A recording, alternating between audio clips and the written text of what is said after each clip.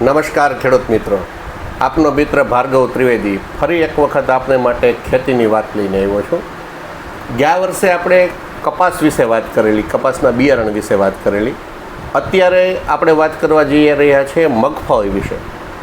મગફળી અને ખાસ મગફળીની શરૂઆતમાં જે એની બીજ માવજત હોય, મગફળીના બીજને કયો પટ આપવો એ વિશે ખેડૂતો ઘણા ચિંતિત હોય છે, કારણ કે મૂંડાનો ઉપદ્રવ સામે ટકવું બહુ મુશ્કેલ હોય છે. અને આપણને ખબર છે કે ભાઈ એક વખત મૂંડો આવ્યા પછી લગભગ કંટ્રોલ થતો નથી, અને થાય તોય તમારો 30 થી 40% પાકનો નાશ કરે છે અને સામે ખર્ચો પણ વધારે છે.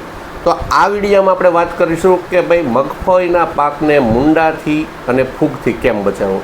આપણી સાથે છે જિજ્ઞેશભાઈ. જિજ્ઞેશભાઈ, તમારા વિસ્તારમાં કેવું વાવેતર મગફળીનું થાય? અમારા વિસ્તારમાં ઓનલી ફોર 95% મગફળી થાય. 95%. અને તમારો વિસ્તાર મગફળીના ઉત્પાદનમાં શ્રેષ્ઠ ગણાય છે. ગયા વર્ષે તમારે કેવા ઉતારા નોંધાયેલા? ગયા વર્ષે 30 મણ થી 50 મણ સુધી મગફળી જોયેલ છે. 50 મણ સુધી. તમારા પોતાને કેટલી મગફળી? મારે વીઘે 48 મણ થઈ હતી. વીઘે 48 મણ થઈ હતી ને? રેન્જ 20 નંબર, ગિરનાર બધી 45 ઉપરની રેન્જ હતી બધી. 45 થી 50 મણ સુધી પોતાના ખેતરમાં મગફળી થયેલી. અને એમણે આપણી કેડીએમ ક્રોપકેરની ઘણી દવાઓ, સમર્થ છે, થાયોના છે, માહી છે, માહીનો ઉપયોગ કરેલો. માહીનો કર્યો. માહીને અમે 3 સ્પ્રે કરેલા હતા. માહીના 3 સ્પ્રે કરેલા હતા પોતાના ખેતરમાં, અને 48 મણથી 50 મણ સુધી ઉત્પાદન નોંધાયેલું. હવે આપણે અત્યારે વાત કરવા જઈ રહ્યા છીએ મગફળીના બીજને મૂંડાથી બચાવવા. તો એને માટે સર્વશ્રેષ્ઠ ટેકનોલોજી છે FS, થાયોના, કેડીએમ ક્રોપકેર કંપનીનું થાયોના. 1 મણ બિયારણની અંદર 80 થી 100 ml સુધીનો આનો પટ મારવાનો છે.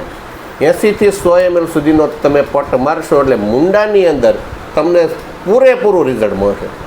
સારામાં સારું તમને પરિણામ મૂંડાની અંદર મળે છે. માણસો મૂંડાથી બચવા મોંઘા સ્પ્રે કરે છે, એટલે કે પટ મારે છે, છતાં પણ એ લોકો એમ કહે છે કે અમારે મૂંડાનો પ્રશ્ન હતો. આની અંદર લગભગ હજી સુધીમાં અમારે ક્યાંય સિંગલ ફરિયાદ મૂંડાની આવી નથી. બીજું, જર્મિનેશન એટલે કે ઉગાવો 100% મળે છે.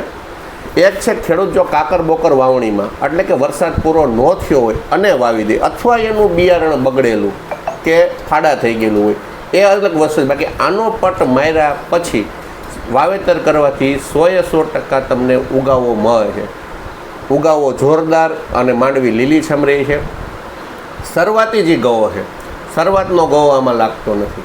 એટલે આનાથી તમારે જ્યારે બીજ માવજત કરો ત્યારે તમારે એક તો સંપૂર્ણ સુરક્ષા એ છે કે તમારે ઉત્પાદન લેવા માટે જે જરૂરી વસ્તુ છે કે જુસ્સાદાર ઉગાવો.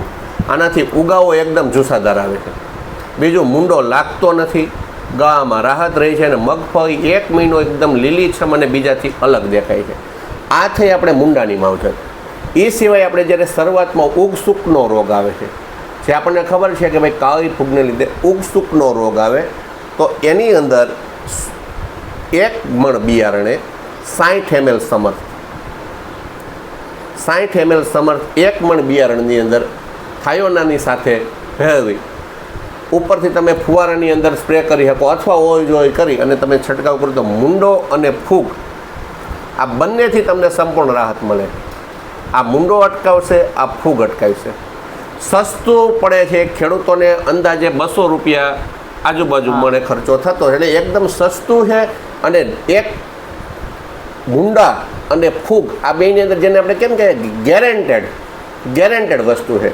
પછી ઘણી વખત ખેડૂત આની સાથે વિટાવેક્સનો પણ ઉપયોગ કરી શકે, અથવા કાર્બન એન્ઝીમ મેન્કોજેબનો પણ ઉપયોગ કરી શકે. મૂંડા